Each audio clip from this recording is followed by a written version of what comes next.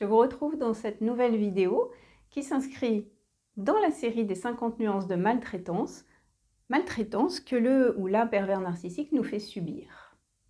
Donc pour rappel, la perversion narcissique, c'est à la fois de la perversion, du narcissisme, mais pas seulement, c'est 50 comportements qui s'entremêlent. J'y reviens dans cette vidéo.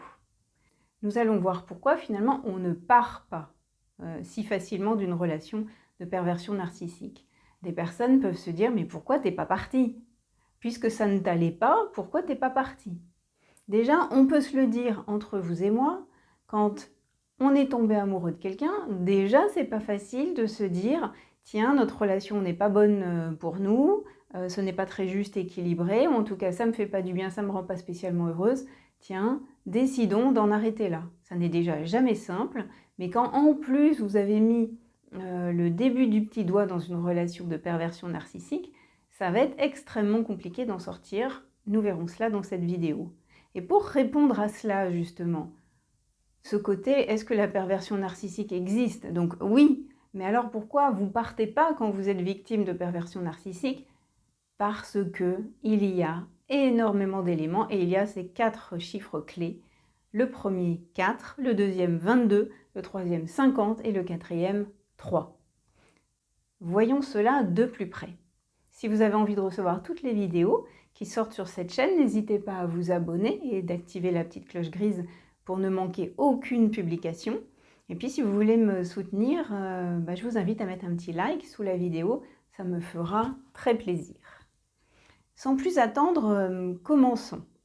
Il y a des lieux communs, vraiment, il y a des généralités, il y a des choses qui sont dites très régulièrement autour de la perversion narcissique. En tout cas, ça m'est arrivé il y a encore peu de temps, j'étais à une tablée de 15 personnes et j'ai été amenée à partager que je travaillais sur la perversion narcissique. Et une personne a dit « Oh là là, on en entend beaucoup parler, dis donc, on croirait que maintenant il y en a partout ».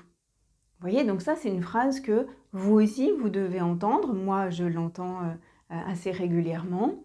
Un autre monsieur qui avait 75 ans connaissait la perversion narcissique et savait que quelqu'un dans sa famille avait subi ça.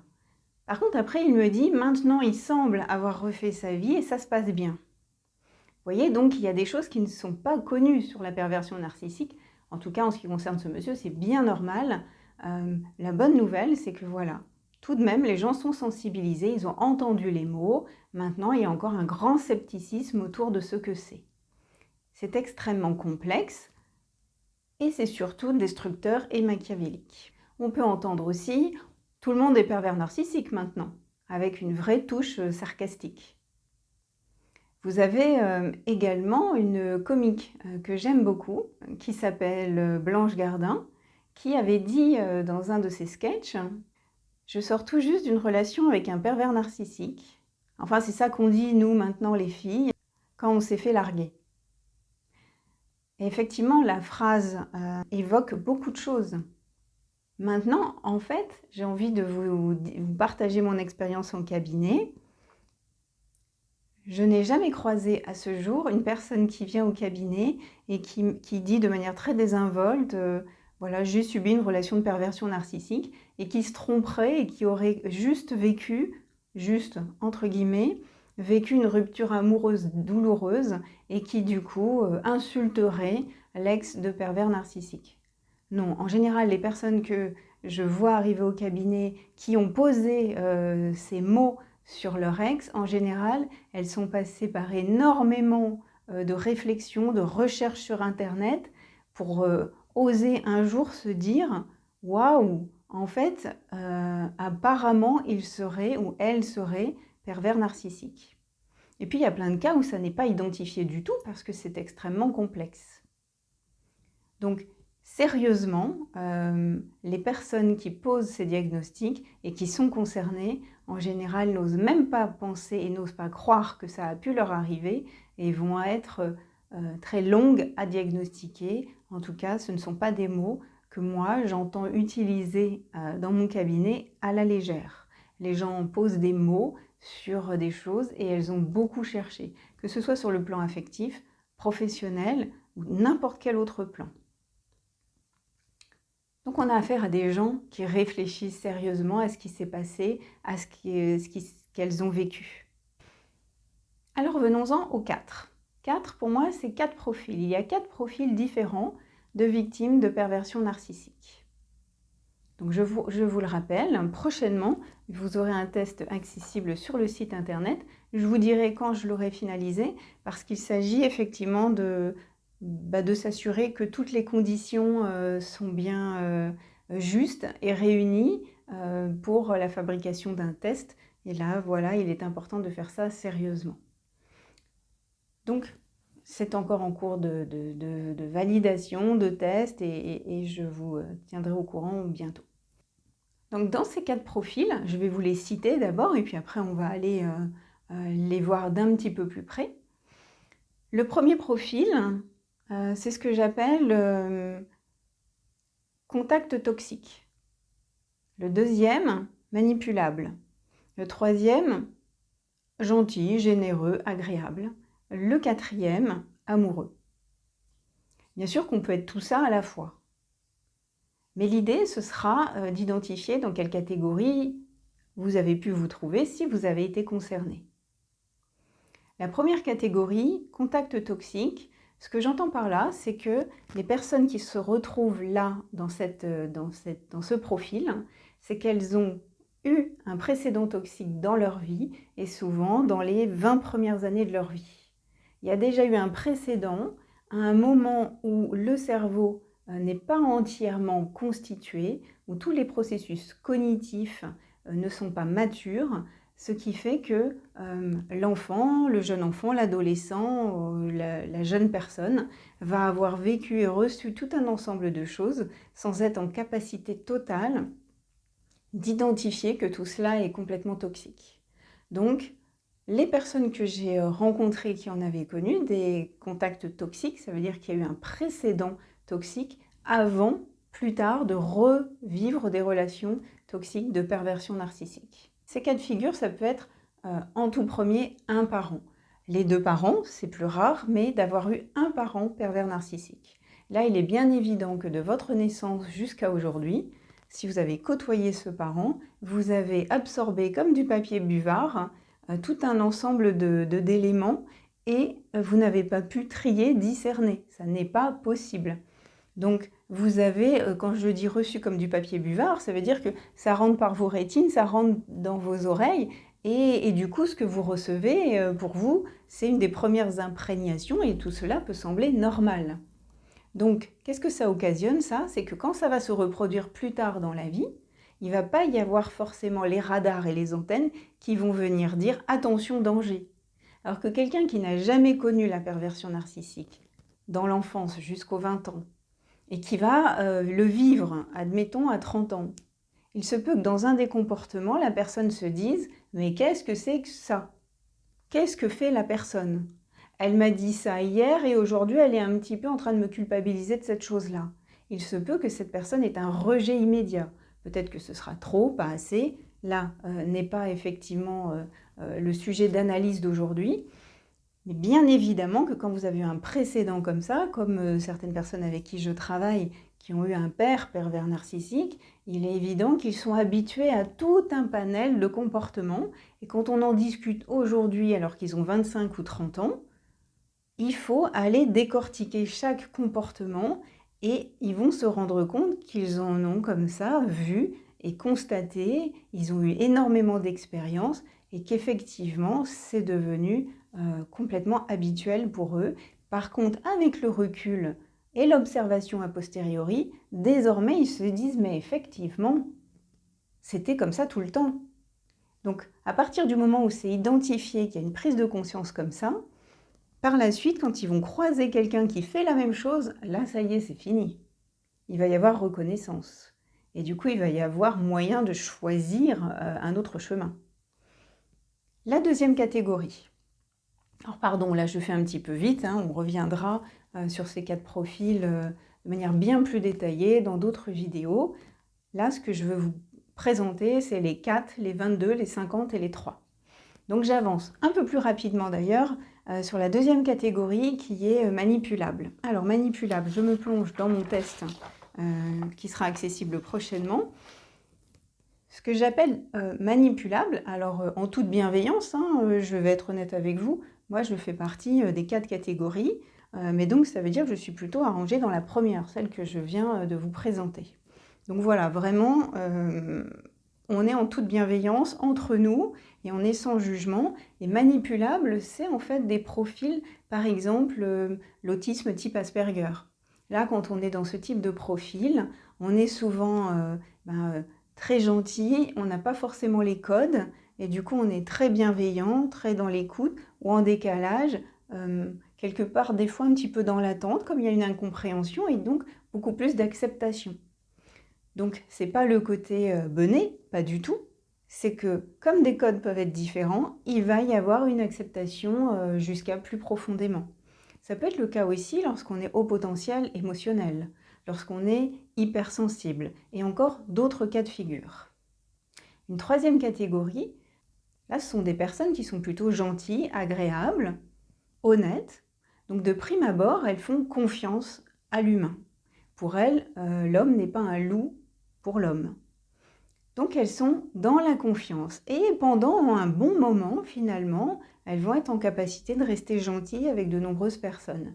Voilà, parce qu'elles n'ont pas eu d'antécédents de personnes pervers narcissiques dans leur vie, elles ne sont pas forcément à haut potentiel, Asperger ou autres profils qui sont plus vulnérables, plus manipulables. C'est pas toujours le cas, hein, bien sûr, mais donc ces personnes-là sont dans la troisième catégorie. Et la quatrième catégorie, ce sont des personnes qui ne sont pas forcément dans les 3 premières. Elles ont été amoureuses, elles sont tombées amoureuses. Alors ça peut être affectivement ou professionnellement, hein, d'un projet par exemple. Ou d'un groupe. Vous pouvez tomber amoureux, par exemple, et amoureuse d'un projet collectif, collaboratif, un cabinet intégratif, par exemple, de soins. Ça peut être autour de l'apiculture. Voilà, vous pouvez tomber amoureux d'un projet, d'une personne.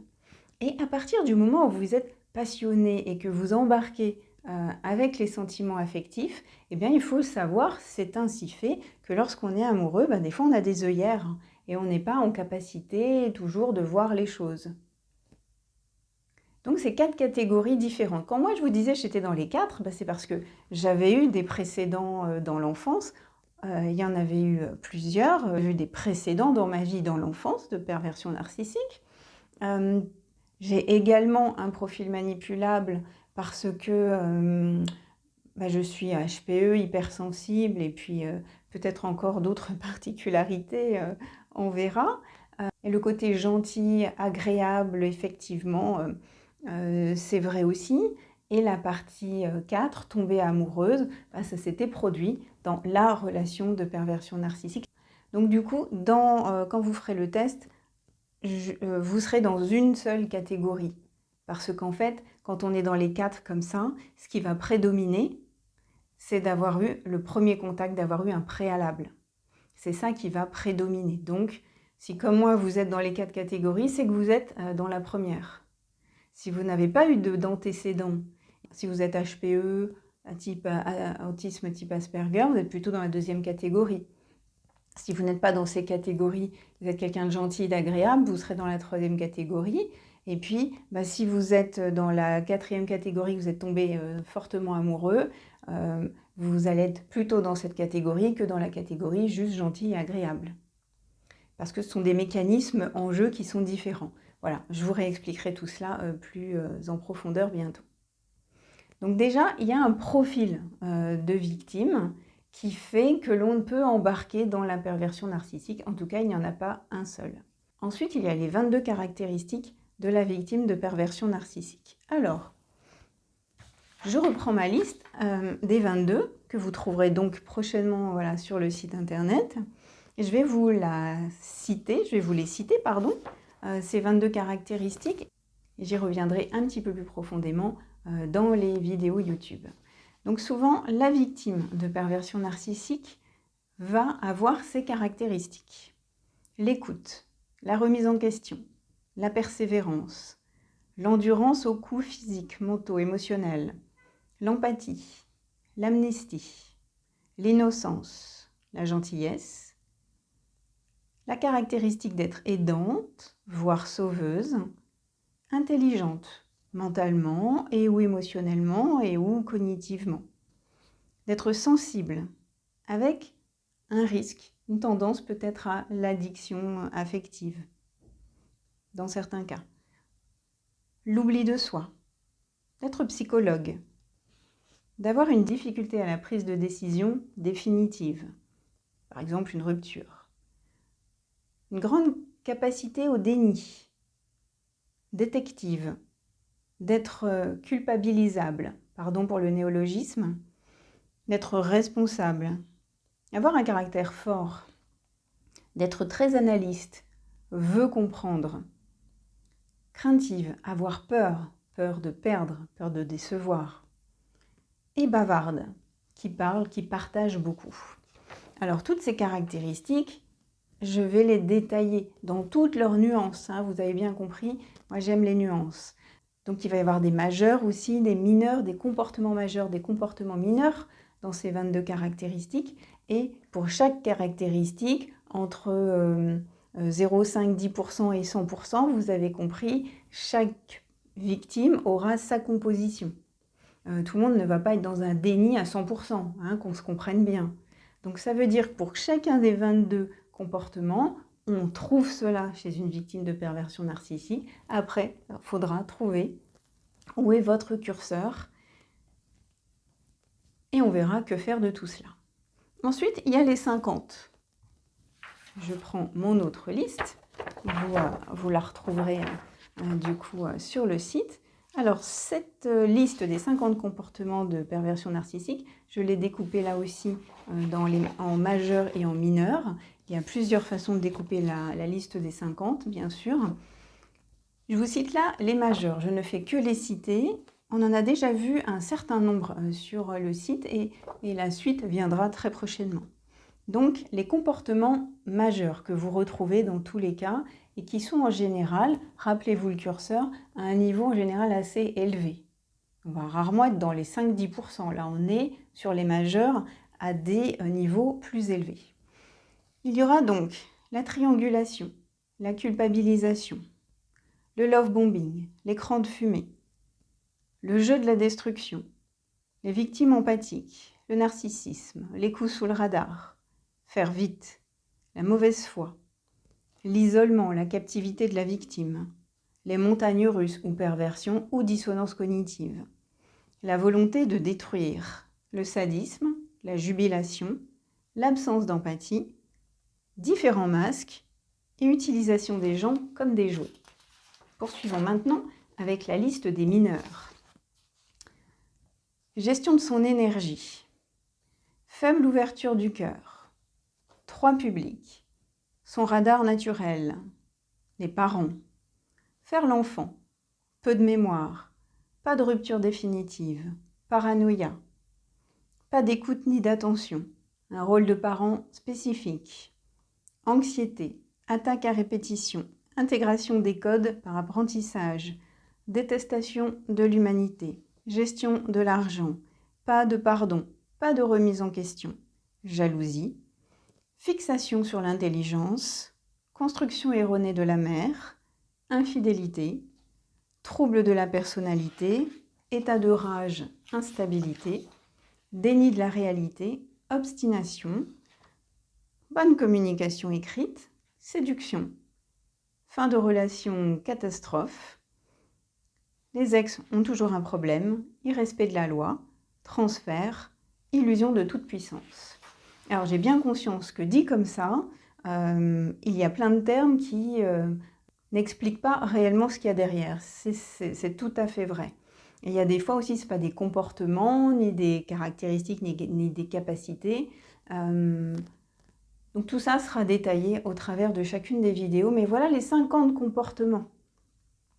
Et à ça, on ajoute 3 règles qui sont fondamentales à comprendre.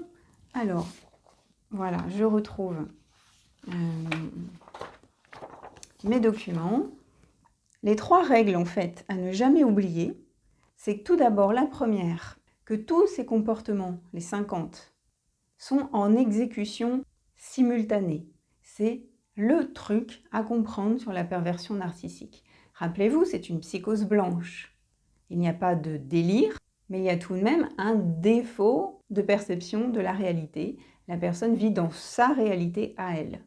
Donc dans sa réalité, ce n'est pas de la culpabilisation, par exemple. Ce n'est pas de la triangulation. Revenons à ces règles. Donc 3 règles à ne pas oublier. Tous ces comportements sont en exécution simultanée. Ils se déroulent tous en même temps, d'où la complexité du mécanisme. En permanence, vous êtes en train de subir ces 50 comportements en exécution simultanée. Deuxième règle à bien comprendre, certains comportements sont en exécution permanente. Et troisième règle, certains comportements sont en exécution on-off, en va-et-vient. Je m'explique. Prenons un exemple. La culpabilisation, le sadisme, les écrans de fumée, ça, ce sont des comportements en exécution permanente. En permanence, ils vont se servir de l'écran de fumée. En permanence, il y a un fond de sadisme dans ce qu'ils font. Et la culpabilisation, c'est aussi un comportement qui est quasiment toujours là. Maintenant, ceux qui sont en va-et-vient, c'est plus des comportements comme le love bombing. Vous allez avoir du love bombing, puis ça s'arrête. Reviendra du love bombing au moment approprié, et ainsi de suite. Autre comportement en va-et-vient, c'est les masques. Il va y avoir succession de masques, les uns après les autres, selon l'interlocuteur, selon le besoin. Et ça, c'est quelque chose qui, du coup, va changer. Par contre, ça va revenir. S'il y a un masque qui est utilisé avec vous, il va revenir. Puis il y en aura un autre, puis un autre. Il peut y avoir plusieurs masques pour vous et d'autres masques pour d'autres personnes. Autre comportement, les montagnes russes. Les montagnes russes, de par son nom, synonyme aussi dissonance cognitive, vous allez avoir une chose et son contraire. Il peut y avoir d'être gentil, puis après on va être désagréable. Donc ce côté montagne russe, c'est pour vous faire monter par exemple dans la joie, sécrétion d'endorphine, de sérotonine, voilà, vous êtes détendu et heureux ou heureuse. Et derrière, vous allez avoir patatras, quelque chose qui va vous stresser, vous angoisser, vous allez être dans la perte, il est en train de s'éloigner, etc. Il ou elle, parce que rappelez-vous, la perversion narcissique touche les hommes comme les femmes. Donc voilà ce que je voulais vous présenter dans cette vidéo. 4 profils de victimes différents. On n'a pas tous le même profil. 22 caractéristiques de la victime de perversion narcissique, avec chacun son curseur, son dosage sur les différents comportements. On retrouve ces 22 comportements qui sont assez caractéristiques. Et pourquoi on les retrouve, ces 22 ? Parce que le ou la pervers narcissique les recherche. Votre empathie, votre générosité, votre capacité à la remise en question, à la culpabilisation, ça c'est quelque chose qui est très important pour les pervers narcissiques. Du coup, les 50 comportements de perversion narcissique, avec le fait que c'est en exécution simultanée. Donc voilà, vous êtes dans une espèce de machine à laver en permanence. Il n'y a jamais de choses qui s'arrêtent. Avec les comportements qui sont là en exécution permanente, et appuyer sur on et ça va être on tout le long de la relation. Et l'autre, c'est une touche qui est en on-off. Un coup, je te fais du love bombing, un coup, je le fais plus. Je fais plus. Et puis même au bout d'un moment, il y aura de moins en moins de on. Vous voyez comment ça se dessinait le fait que c'est très complexe ce fonctionnement, cette mécanique de perversion narcissique. Des comportements en va-et-vient, d'autres en permanence. Il va y avoir une décroissance. Si à un moment donné, vous êtes assez forte pour partir et quitter la relation, là, il risque de vous renvoyer une phase de love bombing et vous allez de nouveau avoir des comportements plus typiques à cette phase-là. Voilà pourquoi, lorsqu'on est dans une relation de perversion narcissique, il y a tout un ensemble de mécanismes et de processus et de caractéristiques des uns et des autres qui sont là en place. Et ça n'est pas facile de sortir d'une relation de perversion narcissique, mais je continuerai d'expliquer ça dans les vidéos suivantes. J'espère que c'était assez clair pour vous dans cette vidéo. Là, il y avait énormément d'informations et il y a surtout besoin d'aller beaucoup détailler tous ces points pour que l'on soit au clair sur ce que c'est la perversion narcissique. Donc il y a des choses qui ont déjà été vues dans certaines vidéos et puis plein d'autres vidéos qui sont à venir. Donc si cette vidéo vous a plu, je vous invite à mettre un petit like parce que ça me fait très plaisir bien sûr et puis ça me guide sur ce qui vous plaît, sur ce qui vous intéresse. Et puis n'hésitez pas à vous abonner pour être tenu au courant de toutes les informations à venir, toutes les nouvelles vidéos sur les 50 nuances de maltraitance, de la perversion narcissique, les comportements de la victime, les différents types de profils, et puis les règles à ne jamais oublier. En vrai, il y en a d'autres des règles, donc je viendrai aussi vous les partager. Et puis, pourquoi on fait tout ça? Parce que ça permet d'identifier clairement et rapidement que l'on a affaire à quelqu'un de toxique et de rapidement tourner les talons. Il faut apprendre, il faut comprendre les choses pour prendre conscience et puis ensuite prendre une autre direction. C'est vraiment important. Donc voilà, rappelez-vous que vous êtes de belles personnes, hein, c'est bien ça l'essentiel, et puis vous méritez mieux.